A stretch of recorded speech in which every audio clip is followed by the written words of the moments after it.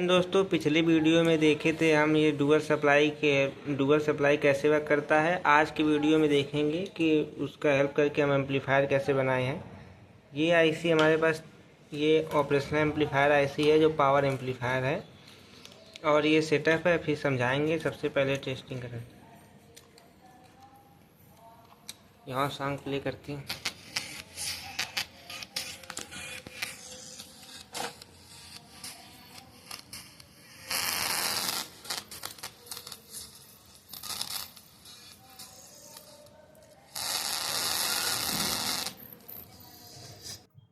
तो अब हम लोग देखेंगे कि क्या क्या कंपोनेंट लगा हुआ है, क्या क्या कंपोनेंट यूज हुआ है और हम लोग कैसे बनाएंगे एम्पलीफायर को। ये स्टेप बाय स्टेप हम देखेंगे। तो सबसे पहले ये हमारी 5 पिन की TDA 2030 आईसी है जो आईसी पे नंबर मेंशन होता है। बस आपको आईसी का पिन डायग्राम देखने के लिए आईसी का नंबर डालना होगा। गूगल पे जस्ट सर्च करना होगा TDA 2030। जैसा कि देखिए TDA 2030 का पिन आउट हम सर्च किए हैं, तो इससे क्या हुआ है कि आईसी का ये पिन आउट ढेर सारा आ गया है। किसी भी डायग्राम से आप ले सकते हैं। तो ये आईसी का पिन आउट निकल गया। अब उसके बाद सबसे पहले हम ऑपरेशनल एम्पलीफायर है ये, लेकिन ये पावर एम्पलीफायर है। ये हीट सिंक लगा हुआ है। ये बिना हीट सिंक के चलाने पे हीट होता है और ख़राब भी हो सकता है, इसलिए हमेशा इसको हीट सिंक के साथ यूज करते हैं। और ये 5 पिन की आईसी है और ये पावर एम्पलीफायर आईसी है। हम अपने केस में छोटा स्पीकर से केवल टेस्टिंग कराए हैं।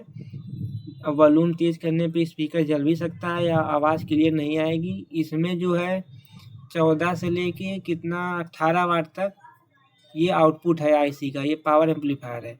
जो हम लोग लैब में देखते हैं वो ऑपरेशनल एम्पलीफायर इस प्रकार का होता है, 741 होता है, जिसमें क्या होता है कि इसका यूज हम लोग पावर एम्पलीफायर में नहीं करते। इसका यूज हम लोग प्री एम्पलीफायर में करते हैं। मान लीजिए इसका यूज करके हम केवल थोड़ा सा एम्पलीफायर से पहले प्री एम्पलीफायर सेक्शन में यूज करते हैं, जिससे कि हम लोग फिल्टर वगैरह बनाने के लिए इसका यूज करते हैं। तो सबसे पहले जब कोई भी चीज़ हमें बनाना है, सबसे पहले उसका डायग्राम बना लेते हैं और आईसी का पिन आउट निकालते हैं। तो सबसे पहले हम इसे बनाएंगे। कैसे है ये? तो ये ऑपरेशनल एम्पलीफायर का फिगर है। जैसा कि ये इन्वर्टिंग है, ये नॉन इन्वर्टिंग है, ये पॉजिटिव है, ये नेगेटिव है, ये आउटपुट है। तो अब इनपुट पे ये देखिए पहला पिन जो है नॉन इन्वर्टिंग है। नॉन इन्वर्टिंग मतलब कि पॉजिटिव सिग्नल हम लोग इस पे अप्लाई करेंगे। ये वाला आईसी का पिन नंबर 1 है, तो यहाँ पिन नंबर 1 लिख देते हैं। और पिन नंबर 2 क्या इन्वर्टिंग, यहाँ पर पिन नंबर 2 है तो 2 मेंशन कर देते हैं। फिर उसके बाद यहाँ पर ये पॉजिटिव सप्लाई 5 पिन पर है, तो यहाँ पर 5 पिन लिख देते हैं।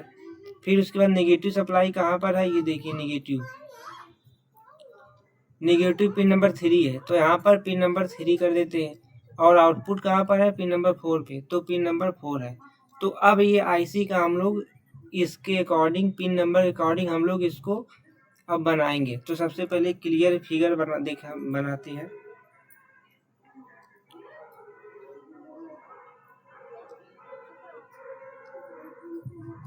ये नेगेटिव है, पॉजिटिव है। तो सब हम अपने केस में यहाँ पर जो है कि इन्वर्टिंग एम्पलीफायर का यूज करके बनाएंगे। तो पॉजिटिव पिन जो है इसका नॉन इन्वर्टिंग टर्मिनल जो है क्या होगा, ग्राउंड होगा। तो नॉन इन्वर्टिंग टर्मिनल ग्राउंड करेंगे तो पिन नंबर 1 जो है वो ग्राउंड के साथ जुड़ेगा। और पिछले वीडियो हम देखे थे, यहाँ पर पिछले वीडियो में देखे थे, यहाँ पर ऐसे करके ये ग्राउंड बचा था और यहाँ से जाके हम ब्रिज रेक्टिफायर में दिए थे, जिससे प्लस और माइनस इसके अंदर 4 डायोड लगे होते हैं। इस प्रकार का भी आता है कि केवल हमें AC देना है और DC मिलेगा। तो ये इस तरह का ब्रिज रेक्टिफायर भी अवेलेबल होता है, हमें 4 डायोड कॉन्फ़िगर करने की जरूरत नहीं होती। तो सबसे पहले पॉजिटिव वोल्टेज हम लोग यहाँ पर लगाएंगे और नेगेटिव वोल्टेज जो है नेगेटिव वोल्टेज यहाँ पर लगाएंगे। और जो ग्राउंड है, मान लीजिए ग्राउंड यहाँ पर हम कर देते हैं, ये ग्राउंड कर दिए, ग्राउंड यहाँ पर आया। अब जब इनपुट हम लोग लगाएंगे, या तो हम अपने केस में ब्लूटूथ से लगाए हैं, आप मोबाइल से भी इनपुट दे सकते हैं, किसी भी प्रकार से इनपुट दे सकते हैं। तो सबसे पहले हम लोग इनपुट पे बायसिंग कैपेसिटर लगाते हैं, कपलिंग कैपेसिटर लगाते हैं, जिससे क्या होता है कि अगर हमारे सोर्स में अगर थोड़ा भी डीसी है तो वो इंटर ना करे। ये क्या करता है, डायरेक्ट करंट को ब्लॉक करता है, अल्टरनेटिंग करंट को पास करता है। कैसे? जैसे कि कैपेसिटिव रेजिस्टेंस होता है XC बराबर 1/2 पाई FC। तो अगर ये फ्रीक्वेंसी ज़्यादा हुई तो ये कम होगा, और अगर ये फ्रीक्वेंसी कम हुई, मान लीजिए डीसी के सोर्स में मान लीजिए फ्रीक्वेंसी 0 होती है, तो XC क्या हो गया, अगर समथिंग अपन 0 करेंगे तो इन्फिनिटी, तो क्या करेगा, डीसी करंट के लिए फ्रीक्वेंसी जिसकी 0 होती है, जितना कम फ्रीक्वेंसी होगा उसको सब ब्लॉक कर देगा, तो केवल AC इनपुट यहाँ पर आएगा। तो जिससे हम लोग अगर डीसी चला जाएगा इस एम्पलीफायर में तो क्या हो जाएगा, ये खराब हो जाएगा। इसलिए इससे बचने के लिए हम लोग यहाँ पर कैपेसिटर यूज करते हैं। और ये हम लोग इसमें डुअल सप्लाई यूज करते हैं, हम लोग सिंगल सप्लाई भी यूज कर सकते हैं, लेकिन सिंगल सप्लाई के केस में क्या होगा कि इसका आउटपुट कम हो जाएगा। मान लीजिए हमारा यहाँ पर +12 और 0 और -12 दिए हैं, तो अगर हम लोग इसकी रेंज में देखें तो 24 वोल्ट वोल्टेज प्रोवाइड किए हैं। तो हम लोग आउटपुट जानते हैं कि आउटपुट हमेशा सैचुरेशन के बीच में रहेगा, तो आउटपुट जो है -12 और +12 मिला के 24 वोल्ट के बीच में करेगा। अगर हम लोग केवल सिंगल सप्लाई यूज करें प्लस और माइनस, तो क्या होगा, इससे आउटपुट हम लोग का लिमिट हो जाएगा, जिससे कि 12 वोल्ट तक ही आउटपुट मिल पाएगा, जिससे कि आउटपुट कम हो जाएगा। इसलिए डुअल सप्लाई पे बढ़िया यूज होता है इसका, इसलिए डुअल सप्लाई में यूज होता है ज़्यादातर। अब इसके बाद यहाँ पर आउटपुट आ गया। अब आउटपुट लेने के लिए इनपुट सबसे पहले 2 पिन होता है। एक पिन जो होता है जो एक पिन होता है उसको यहाँ पर लगा देंगे, दूसरा पिन क्या करेंगे, ग्राउंड पे लगा देंगे। तो कोई भी कनेक्शन हम लोग करते हैं ग्राउंड के रिस्पेक्ट में करते हैं। और जब आउटपुट भी हमें लेना है तो क्या करेंगे, एक पिन जो है ग्राउंड के रिस्पेक्ट में लगाएंगे स्पीकर की, और एक पिन जो है आउटपुट में लगाएंगे। लेकिन अगर मान लीजिए आपने सिंगल सप्लाई या किसी कारणवश इसमें आईसी खराब होने की वजह से डीसी करंट आ गया, तो स्पीकर को जला सकता है, क्योंकि स्पीकर में क्या होता है, बेसिकली कॉइल रहता है, जो अगर हम लोग डीसी प्रोवाइड करें तो खराब हो सकता है। तो इसलिए यहाँ पर भी हम एक कैपेसिटर यूज किए हैं। फिर इसके बाद यहाँ पर स्पीकर है यहाँ से, और हम अपने केस में यहाँ पर ब्लूटूथ का यूज किए हैं, जिसको 5 वोल्ट अलग से प्रोवाइड किए हैं। आप लोग चाहें तो इसी में जो ये +12 है, +12 और ग्राउंड, इन दोनों के बीच आप लोग 7805 रेगुलेटर आईसी, जो पॉजिटिव रेगुलेटर आईसी है, इसका यूज करके 5 वोल्ट हम लोग ले सकते हैं, जो कि बेसिकली एम्पलीफायर में यूज होता है। जो होम थिएटर वगैरह होते हैं उसमें यही बेसिकली लगा होता है आईसी। 3 टर्मिनल की आईसी होती है 7805।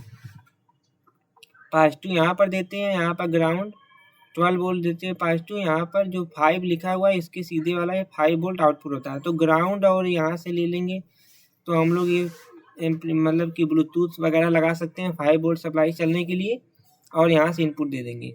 तो हम इसको अलग से 5 वोल्ट दिए हैं इस केस में, जैसा कि आप लोग देखे हैं।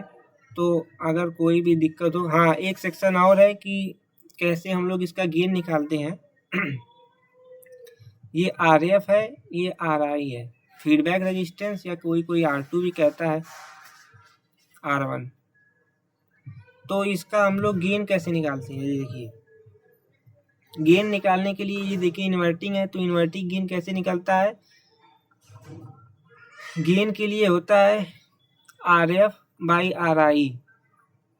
अगर हम लोग को गेन बढ़ाना है तो RF मान लीजिए 10K रखेंगे और इनपुट पे हम लोग 1K रखेंगे, तो क्या होगा, ये 10 टाइम एम्पलीफिकेशन देगा। अगर हम लोग इसको बढ़ाना है तो क्या करेंगे, सिंपली फीडबैक रजिस्टर को हम वेरिएबल रजिस्टर बना देंगे। हम अपने केस में यहाँ पर जो है 50K का वेरिएबल रखे हैं, और 10K या 1K का रजिस्टर था हमारे पास, उसको किए हैं यूज, जिससे कि हम लोग का क्या आया है, 5 गुना 5 गुना हमें आउटपुट मिला है। या अगर 1K का होगा तो 50 गुना हमें मिला है। और यहाँ पर वेरिएबल लगाए हैं जिससे हम लोग वेरी करके हम लोग इसके इंटेंसिटी को बढ़ा सकते हैं स्पीकर को।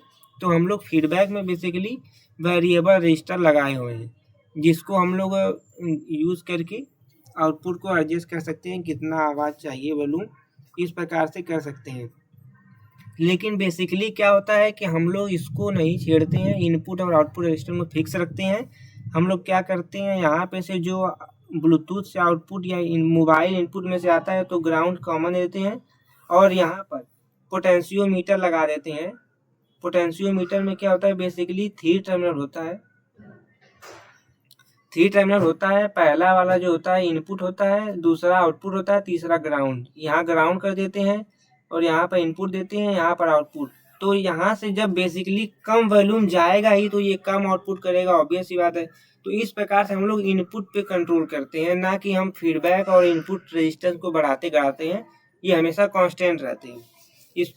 इसको हम लोग छेड़ेंगे तो हम गेन में थोड़ा दिक्कत आ जाएगा, इसलिए हम लोग इसको फिक्स रखते हैं। तो ठीक है, आप लोगों को कोई दिक्कत हुआ होगा तो कमेंट करिएगा। धन्यवाद।